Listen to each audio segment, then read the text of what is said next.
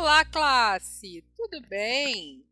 Vamos começar com uma aulinha de titi, aulinha basicona, daquela que a gente assistiu na escola, mas que esqueceu. O que é sublimação? Sublimação é a mudança do estado sólido, ou seja, a pedrinha de gelo, tá?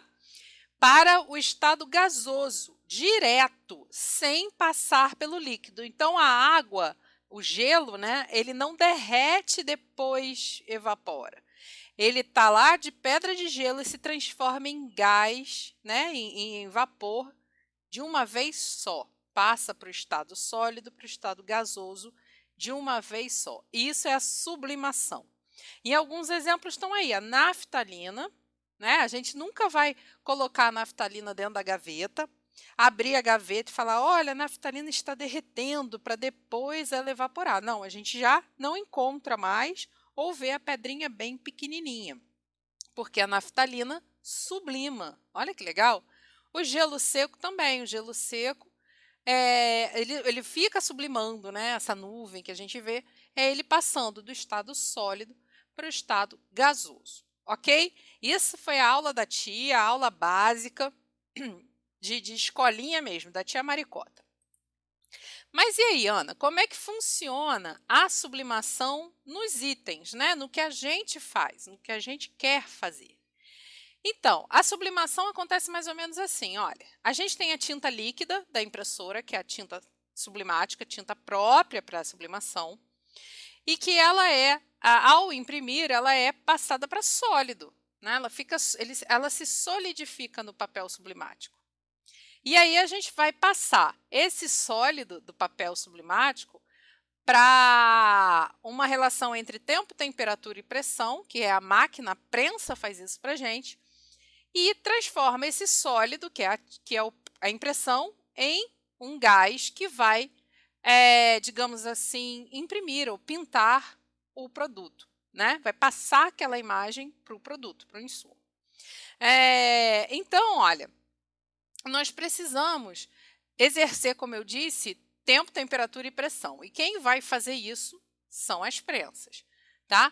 A sublimação, ela acontece, lembra daquele exemplo que eu dei da pedra de gelo que vira vapor de uma vez só, sem derreter, sem passar pelo estado líquido?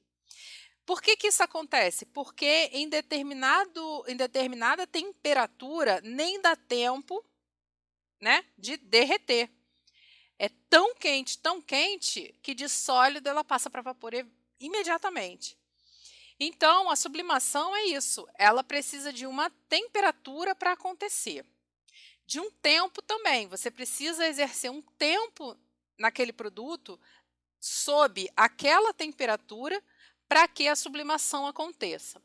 A pressão é como se fosse um jeito do gás, né, desse vapor, não se dissipar, não fugir e ir exatamente para onde ele tem que ir. Então, se eu estou fazendo uma caneca, coloco o papel sublimático preso nessa caneca e vou exercer tempo e temperatura na prensa de caneca, eu preciso exercer a pressão para que esse gás, que é a sublimação, não se dissipe e fique ali, preso na caneca. Então, por isso que a gente trabalha com esse TTP, tempo, temperatura e pressão, que só a prensa consegue dar para a gente. A prensa plana é a mesma coisa, a pressão serve para planificar ali e o gás não sair, ok?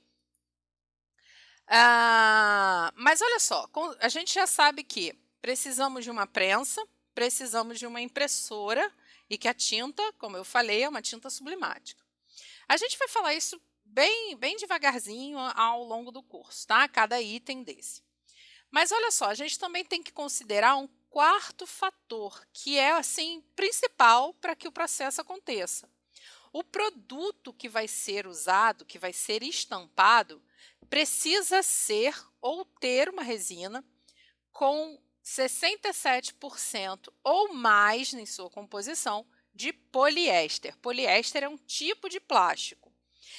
Infelizmente, a gente não pode, assim, tipo, ir lá na loja americana, ir numa lojinha qualquer de bairro, comprar uma caneca que você viu em promoção e estampar nela. Não.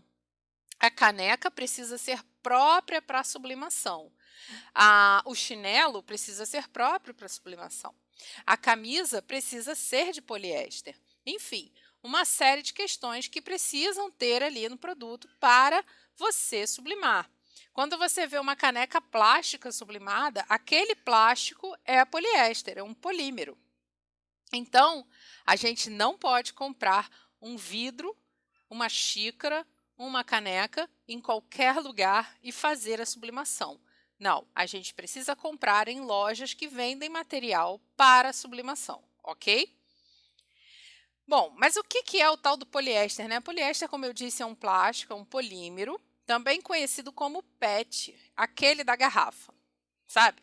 Ana, então isso significa que eu posso sublimar a garrafa? Não, não significa isso. A garrafa, ela é feita, o polímero se subdivide, né, em vários tipos, e uns são mais rígidos, outros mais térmicos, enfim, tem uma série de divisões, e não é esse polímero de garrafa PET que a gente pode sublimar. Então, não tem como. Se você colocar uma garrafa PET na sua prensa, vai derreter. Tá? Agora, desse polímero, desse PET, é extraído fibras que podem fabricar tecidos. Existem várias lojas grandiosas até de nome, de marcas, que usam tecidos PET em suas camisetas. Dessas fibras também se consegue fazer resinas, onde se aplica, aí sim, nos vidros, cerâmicas, MDF, tá? E outras coisas a mais. Então, se você for usar uma caneca, essa caneca precisa ser própria para sublimação, ou seja, ela precisa estar resinada de poliéster, ok?